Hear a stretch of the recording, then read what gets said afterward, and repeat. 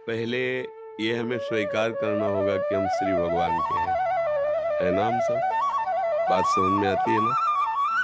क्योंकि हम सब अपने को शरीर मानते हैं ना, तो शरीर पांच भौतिक है। ये पंचभूतों की रचना है।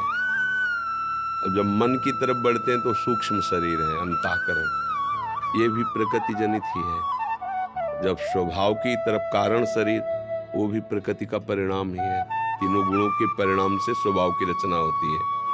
ये अष्टधा जो प्रकृति है, इसे अपरा प्रकृति कहा गया है, और जो हमारा स्वरूप है उसे परा कहा गया है। वो भगवद अंश है। हमारा और प्रभु का नित्य संबंध है, मतलब किसी साधना से संबंध नहीं। ये तो है ही। जैसे बाप को बाप कहने के लिए कोई साधना की जरूरत नहीं होती, वो तो है ही ना पिता। ऐसे हमारे अंशी श्री भगवान है, ब्रह्म है। अब हम इस बात को स्वीकार करें कि ये शरीर, माता पिता, भाई बंधु, ये संबंध मायाकृत है।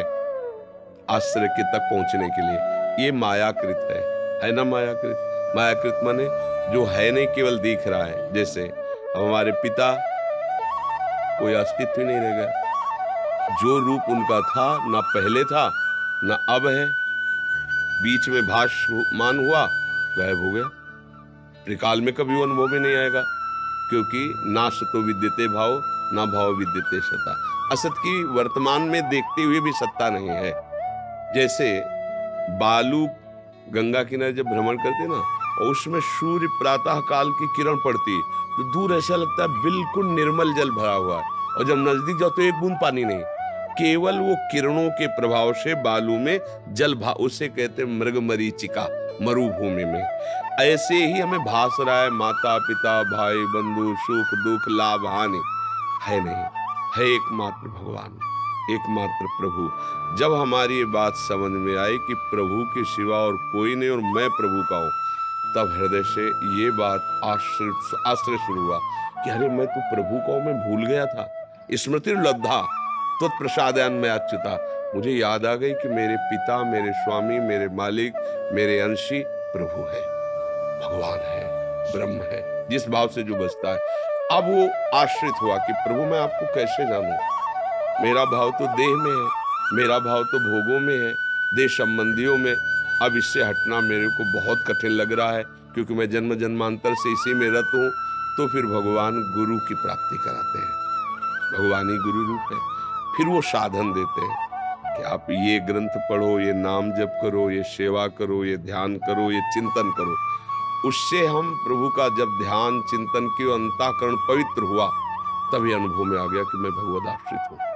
अब तो रोम रोम आनंद से प्रफुल्लित होने लगता है, और जितनी दैवी संपदा है वो सब उसके हृदय में आ जाती है। ये आसुरी संपदा जब तक अहंकार रहता है तब तक बनी। आसुरी माने राक्षसी, ये सब राक्षसी संपदा का ही प्रभाव है।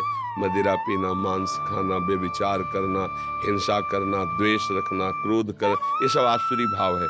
ये तब तक रहता है जब तक अहंकार रहता है, और जब तक अहंकार रहता है तब तक भगवद आश्रय होता नहीं, क्योंकि अहंकार के आश्रित या तो भगवद आश्रित। तो अहंकार का नाश गुरु वचनों से प्राप्त हुई उपासना को जब बहुत काल किया जाता है, तो अहंकार समर्पित हो जाता है। जैसे ज्ञानी जनों का अहंकार विशुद्ध ब्रह्म रूप में शिवोहम अहम ब्रह्मास्मि, इसमें से, और भक्त का दासोहम, मैं प्रभु का दास हूं, प्रभु हमारे।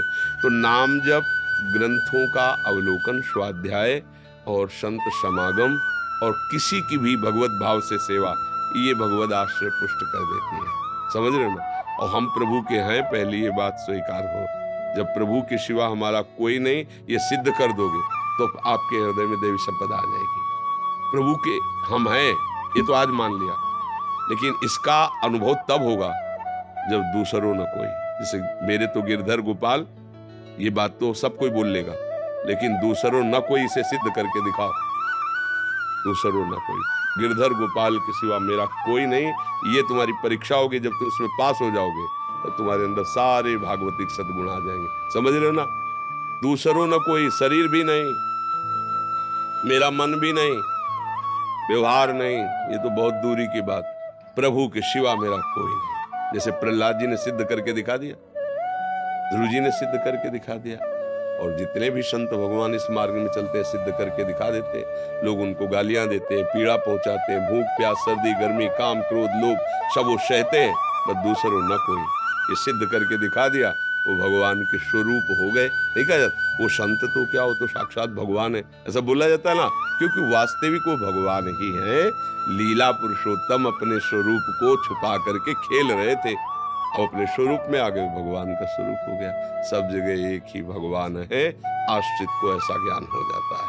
नहीं तो इसलिए नाम जप करो, खूब नाम जप करो, सत्संग सुनो, अच्छे आचरण करो और बार बार भगवान से प्रार्थना करते रहो कि मेरी सामर्थ्य नहीं कि मैं इस माया पर विजय प्राप्त कर लूं, हे नाथ आप ही। तो ये आश्रय दृढ़ हो रहा है। ये जिस समय सिद्ध हो जाएगा उस समय फिर आपकी दिव्यता जागृत हो जाएगी, कोई परास्त नहीं कर सकता। पर इसके लिए आगे बढ़ो, बच्चा हो ऐसा भाव आया, ये तो बड़ी कृपा है आपके अंदर, ठाकुर जी की बहुत कृपा है जो आप इस विषय अध्यात्म विषय एक प्रश्न कर रहे हैं। इससे कथन और श्रवण करने वाले दोनों पावन हो जाते हैं। भगवत संबंधी प्रश्नकर्ता और भगवत संबंधी उत्तर देने वाला दोनों भगवान के लाडले होते हैं। जो परस्पर बोधयंता, केवल भगवान की ही चर्चा होती है।